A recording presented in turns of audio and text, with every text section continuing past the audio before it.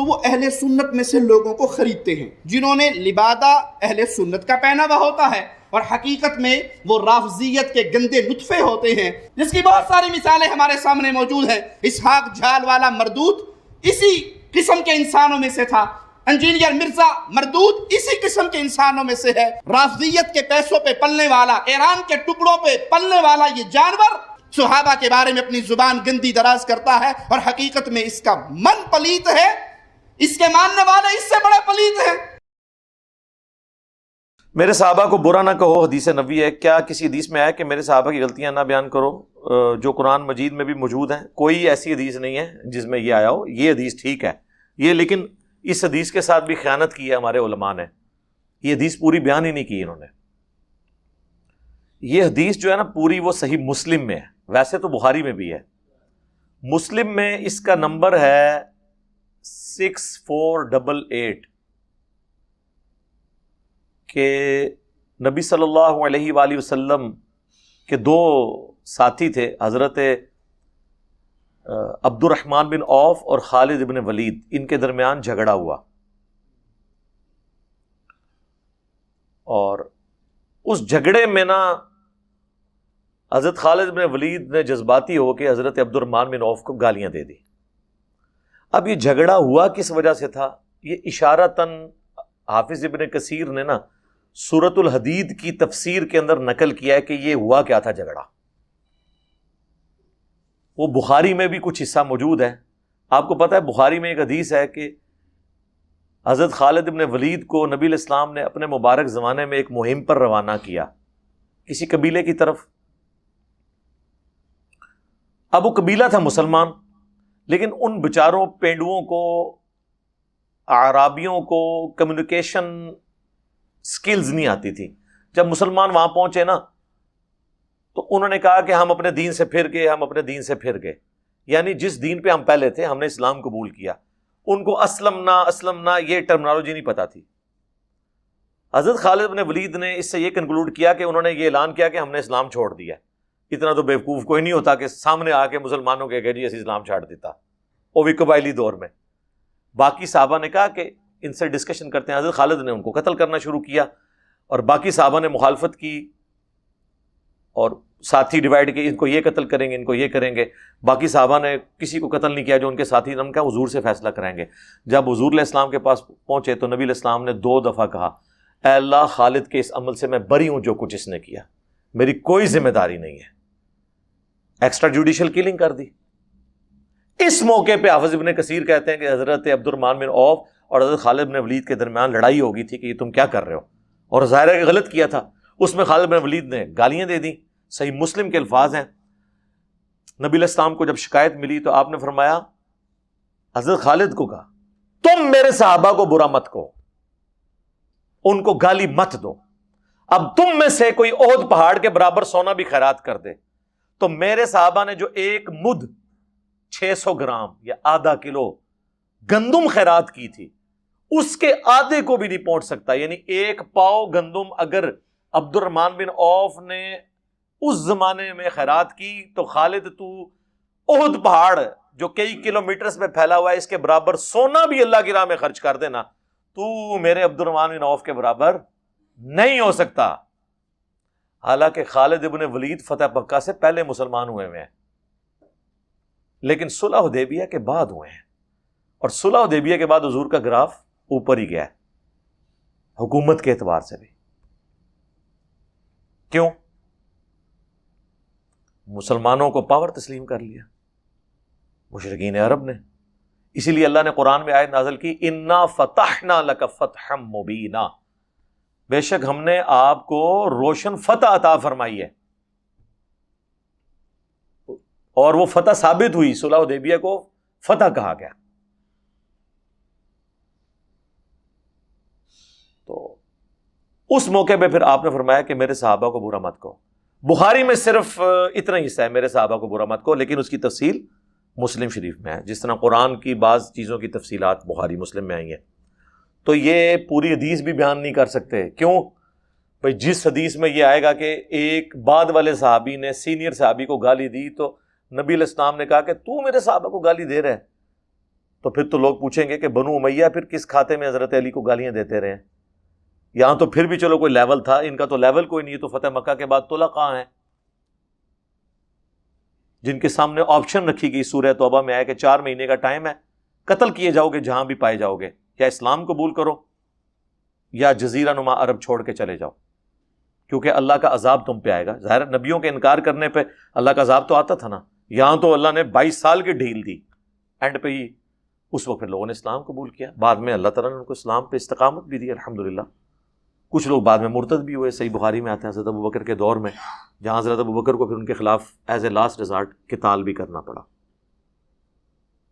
تو یہ بڑا کریٹیکل ایشو ہے. یہ حدیثیں بھی پوری نہیں بیان کر سکتے میرے صحابہ کو گالی مت دو، کیونکہ اس کے ساتھ ان کے معاملات جڑے ہیں. اور یہی سب کا لفظ جب حضرت علی کے بارے میں آتا ہے تو وہ کہتے ہیں نہیں جی یہاں تنقید مراد ہے. تنقید چھوڑ دیں سر، صحیح مسلم میں 6229 نمبر حدیث میں موجود ہے لعن اللہ ابو تراب، اللہ کی لعنت ہو ابو تراب علی ابن ابی طالب پر، نعوذ باللہ. لعنت کا لفظ موجود ہے تو سب کا ترجمہ تنقید آپ کہاں سے کر رہے ہیں؟ باقی میری کئی ایک ویڈیوز سب و شتم کے حوالے سے ریکارڈڈ موجود ہیں. مفتی تقی عثمانی صاحب کی غلط بیانیاں حضرت معاویہ رضی اللہ تعالیٰ عنہ کے دفاع پہ جو انہوں نے ایک جعلی کتاب لکھی، میں نے اس کا پوسٹ مارٹم کیا ہے، اور ان کے بڑے علماء بھی انہوں نے بھی یہاں رابطہ کیا یار یہ ہم کن لوگوں کے پاس پڑھتے رہے، ہمیں یہ کچھ یہ سکھاتے رہے. خیر یہ ٹاپک لادا ہے. تو باقی رہا ان چیزوں کو ڈسکس کرنا. ڈسکس کرنے کے بعد ناموس پہ حملہ نہیں ہونا چاہیے، وہ حرام ہے. ہمارا رافضیوں سے غالی شیعہ سے یہی اختلاف ہے کہ وہ اس کی بنیاد پہ آج کی ڈیٹ میں صحابہ کرام کو گالیاں دیتے ہیں. یہ غلط ہے. آپ بس چیزیں ہائی لائٹ کریں گے عبرت اور آگے چل پڑیں گے جو نبی علیہ السلام نے کیا ہے. سورہ یوسف میں حضرت یوسف علیہ السلام کے بھائیوں کا ذکر ہے، وہ بھی صحابہ تھے اور وہ تو بڑے تگڑے صحابی ہیں. ان کے تو بھائی بھی نبی ہیں اور ان کے باپ بھی نبی ہیں. اور آج بھی ہم کہتے ہیں برادران یوسف مثال دی جاتی ہے. کیوں؟ برائی تو برائی ہوتی ہے. حضرت آدم علیہ السلام کی جو اجتہادی غلطی ہے آج تک ڈسکس ہوتی ہے، لیکن اس کے بعد توہین نہیں کرنی. یہاں پر بھی جو معاملات ہینڈل ہوئے ان کو اس طریقے سے ڈسکس کیا جائے گا، لیکن اس کے بعد آپ نے توہین نہیں کرنی. اور اگر آپ کہیں گے ہم نے ڈسکس نہیں کرنے تو پھر تو قرآن میں جو غزوہ احد کے بارے میں ہوا، جو بخاری مسلم میں احادیث باقی ایشوز کے اوپر ہیں، ان کا آپ کیا کریں گے؟ کوئی علاج نہیں. تو یہ ٹاپک تو ایسا ہے، میرا کربلا والا ریسرچ پیپر پڑھ لیں، میری ایک ویڈیو اس کے اوپر گواہ ہے. آپ کا ایک کلپ سنا ہے جس میں اما عائشہ کو ظالم کہا گیا، ایک ضعیف روایت ہے. ضعیف نہیں ہے سرکار، مجمع الزوائد میں بھی یہ روایت موجود ہے، اور مجمع الزوائد کی تحکیم امام حیثمی نے کی ہے جو ابن حجر اسقلانی کے استاد ہیں. انہوں نے مجمع الزوائد جمع کی ہے. مجمع الزوائد اسی طریقے سے ہے جس طرح المستدرک للحاکم ہے. المستدرک للحاکم علی الصحیحین میں بخاری اور مسلم کی جو حدیثیں جن راویوں سے لی گئیں انہی راویوں سے چھوٹی ہوئی حدیثیں انہوں نے ادھر جمع کی. مجمع الزوائد جو ہے وہ کتب ستہ بخاری مسلم ابو داؤد ترمذی نسائی ابن ماجہ، ان کے جو راویوں سے وہ حدیثیں جو ان کتابوں میں نہیں تھیں اور دوسری کتابوں میں تھیں، طبرانی میں موجود تھیں، بزار میں موجود تھیں اور جگہوں پہ تھی، وہ انہوں نے ایک جگہ جمع کی مجمع الزوائد.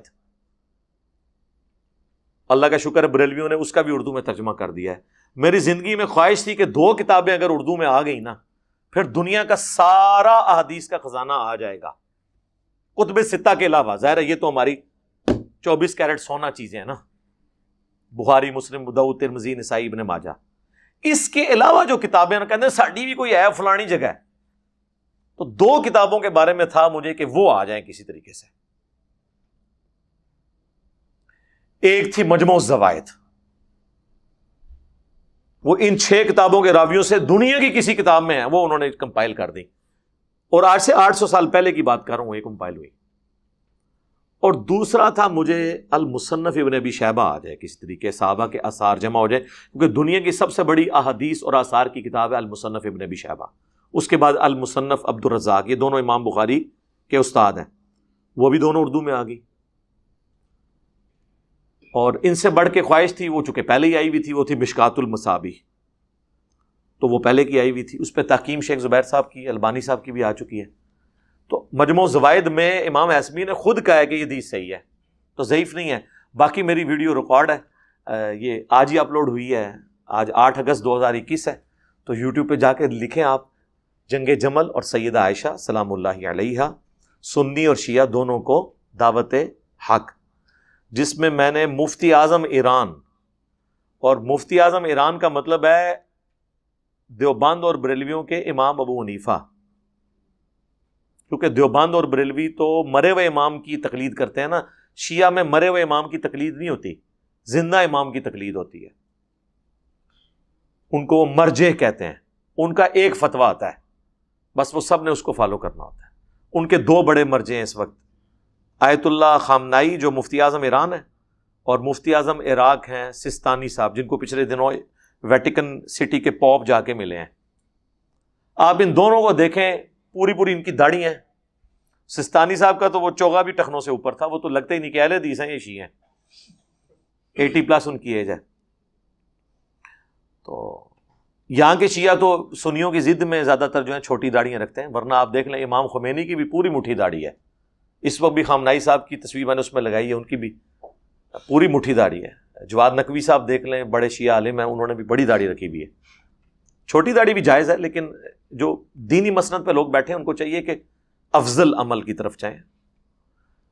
تو وہ میری ویڈیو اپلوڈ آج ہوگی ہے، اس میں ایک ایک ریفرنس لگے، میں نے اس کی تصدیق کر دی ہے کہ یہ احادیث کے اندر الفاظ تھے، احادیث میں تو لفظ تھا بدبخت، تو میں نے اس کو ذرا اردو میں تھوڑا نرم کر کے میں نے اس کو ظالم، وہ آپ باقی ایکسپلینیشن اس میں دیکھ لیں، یہ چیز ایڈریس ہو چکی ہے۔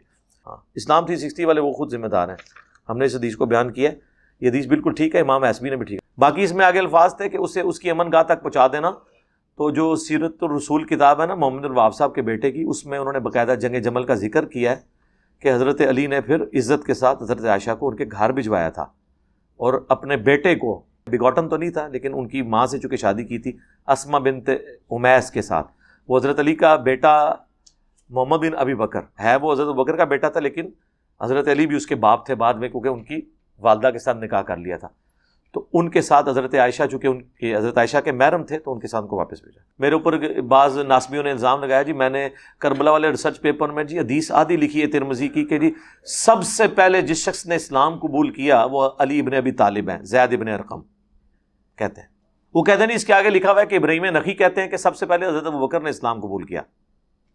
تو میرے بھائی اس ریسرچ پیپر سے پہلے میں نے اس پہ پوری ویڈیو ریکارڈ کرائی ہے، سب سے پہلا مسلم کون، اور اس میں نے پوری حدیث بیان کر کے اس کی انجینئرنگ کی ہے کہ حدیث یہی ہے کہ زید ابن ارقم کہہ رہے ہیں، کیونکہ زید ابن ارقم کون ہے؟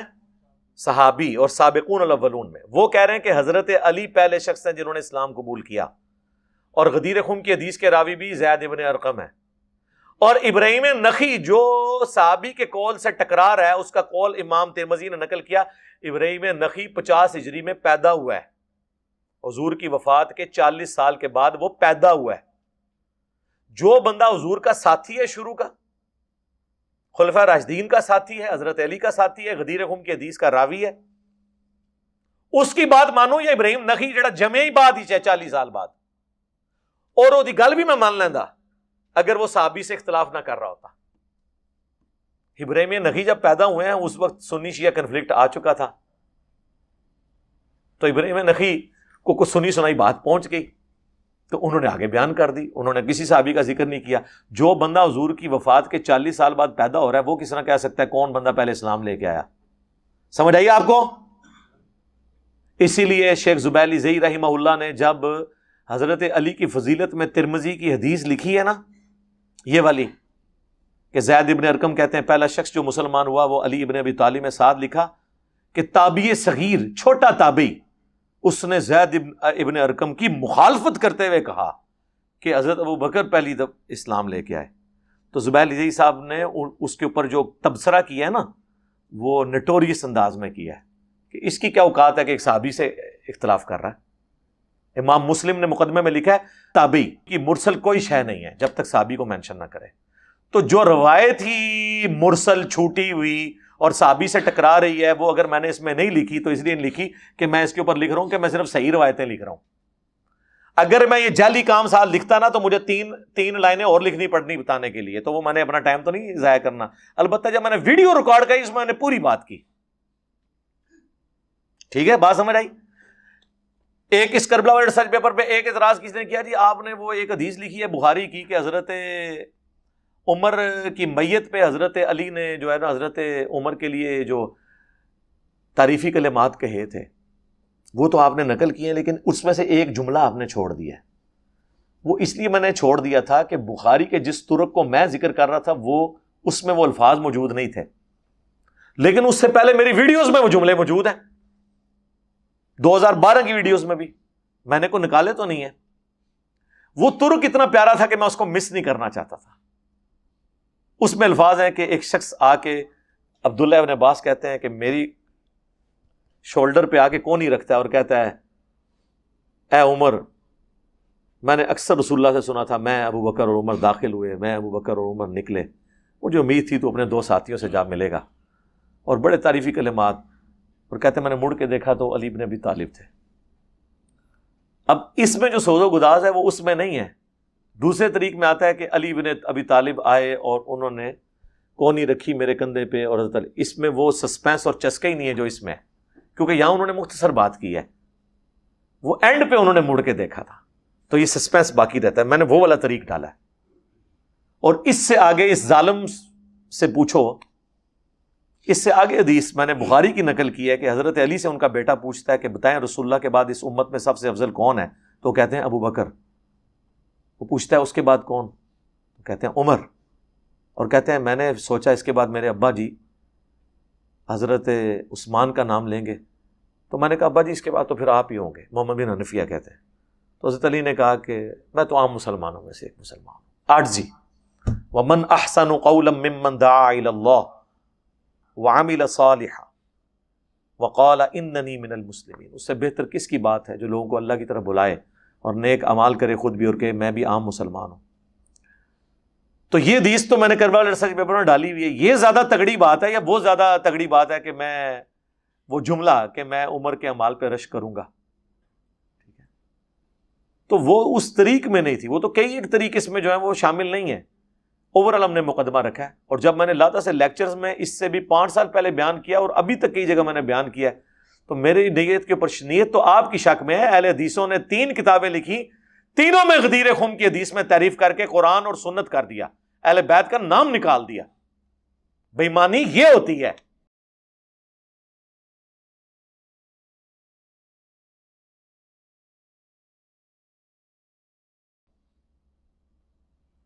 اب چونکہ ان کی دھمیں کٹی ہوئی تھی ہم نے پکڑ لی ہیں، اور میں نے چیلنج کیا ہے مجھ سے پہلے کوئی ریناؤنڈ عالم دین دکھائیں اہل حدیث کا۔ وہ کہتے ہیں مولانا اسحاق کو ہم دکھاتے ہیں۔ مولانا اسحاق تو اہل حدیث نے فارغ کر کے کافر قرار دے دیا تھا، جو کبھی مولا علی لفظ یوز کرتا ہو۔ زبیر علی زئی صاحب نے بھی جو استعمال کیا نا، اس کے پیچھے بھی میرا خفیہ ہاتھ تھا۔ اور یہ صحیح حدیث ایک سناؤں، نبی کریم صلی اللہ علیہ وسلم فرمایا تھا کہ میری بیویوں میں سے کون سی بیوی ہے جس پر حوض کے کتے بھونکیں گے؟ صحیح ہے یہ۔ جب عائشہ صدیقہ اپنے ساتھیوں کے ساتھ لشکر کے ساتھ جا رہی تھی حوض سے، تو وہاں کتے بھونکے بہت زیادہ۔ یہ غیب کی خبر پوری ہوئی، ثابت ہوئی۔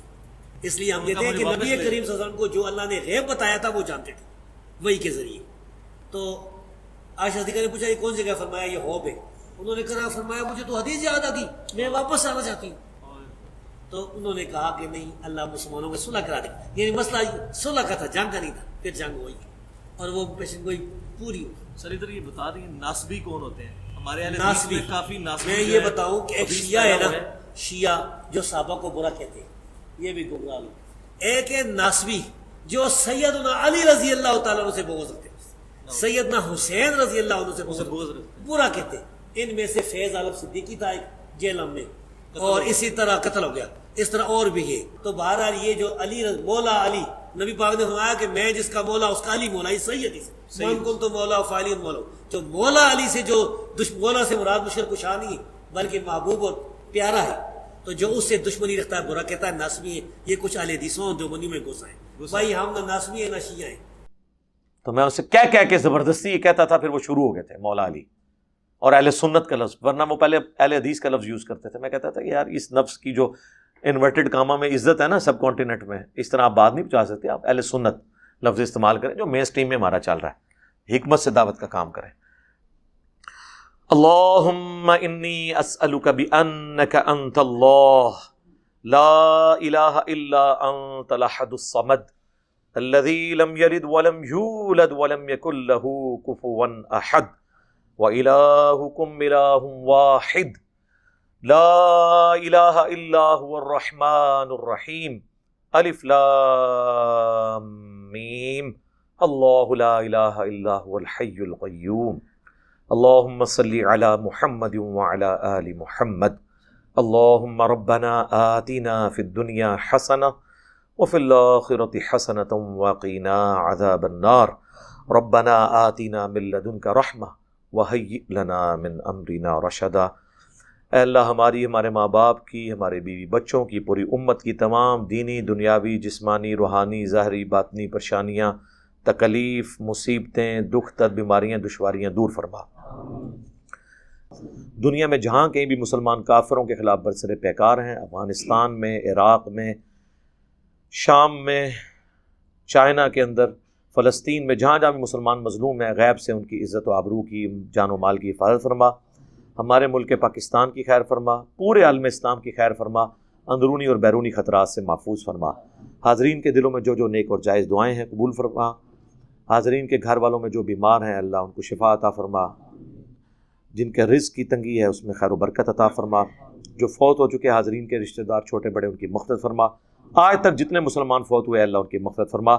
اللہم اغفر لحینا ومیتنا وشاہدنا وغائبنا وصغیرنا وکبیرنا وذکرنا وانثانا اللہم من احییتہ منا فاحیہ علی الاسلام ومن توفیتہ منا فتوفہ علی الایمان سبحان ربک رب العزت عما یصفون وسلام علی المرسلین والحمد للہ رب العالمین برحمتک یا ارحم الراحمین۔